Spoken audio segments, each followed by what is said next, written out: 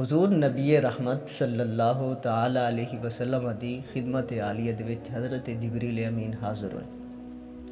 سلام عرض کرن تو بعد عرض کردن یا رسول اللہ صلی اللہ علیہ وسلم، آسمانہ تے ایک فرشتہ ہا جڑا ہمیشہ تخت تے بیٹھا ہوندا اور 70,000 فرشتے اس دی خدمت واسطے ہر وقت ہاتھ بن کے کھڑے ہوندے، اور اللہ تبارک و تعالیٰ اس دے ایک ساہ دے بدلے ایک فرشتہ پیدا کردا۔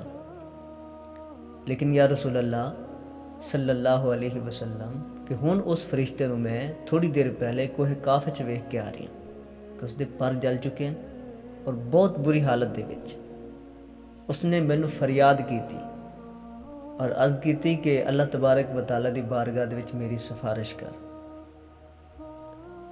میں اللہ تبارک و تعالیٰ دی بارگاہ دے وچ رو کے گڑ گڑا کے دعا منگی، اس دی سفارش کیتی، تو اللہ تبارک و تعالیٰ نے فرمایا کہ اس نو آکھو کہ حضرت محمد صلی اللہ علیہ وسلم دی ذات گرامی تے درود پاک پڑھے۔ تو یا رسول اللہ صلی اللہ علیہ وسلم اس نے تھوڑی ذات پاک تے درود پاک پڑھا تو اللہ تبارک و تعالیٰ نے اس نو دوبارہ پر عطا کر دیتے اور اس دی لغزش نو معاف کر دیتا۔ تو میں اس فرشتے دے کولوں پوچھا کہ تینوں کس جرم دے سزا ملی؟ تو اس فرشتے نے عرض کی تھی کہ معراج والی رات حضور نبی رحمت صلی اللہ تعالی علیہ وسلم دی سواری گزری اور میں اپنے تخت تے بیٹھا رہا۔ میں تعظیم واسطے، عزت واسطے، استقبال واسطے میں اٹھا نہیں۔ اس بے ادبی دی وجہ تو اللہ تبارک و تعالیٰ نے مینوں یہ سزا دیتی کہ میرے پر جلا دیتے گئے، مینوں زمین تے سٹ دیتا گیا، اور اے عذاب صرف اس وجہ تو آیا کہ میں رسول اللہ صلی اللہ علیہ وسلم دی تعظیم نہیں کی تھی۔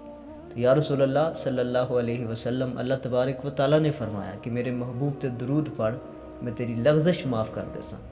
یا رسول اللہ اس نے تھوڑے ذات گرامی تے درود پاک پڑھا، اللہ تبارک و تعالیٰ نے اس دا گناہ معاف کر دیتا اور اس نو دوبارہ او دا کھویا ہوا مقام، او دا اوہی عہدہ، اوہی مرتبہ اس نو عطا کر دیتا۔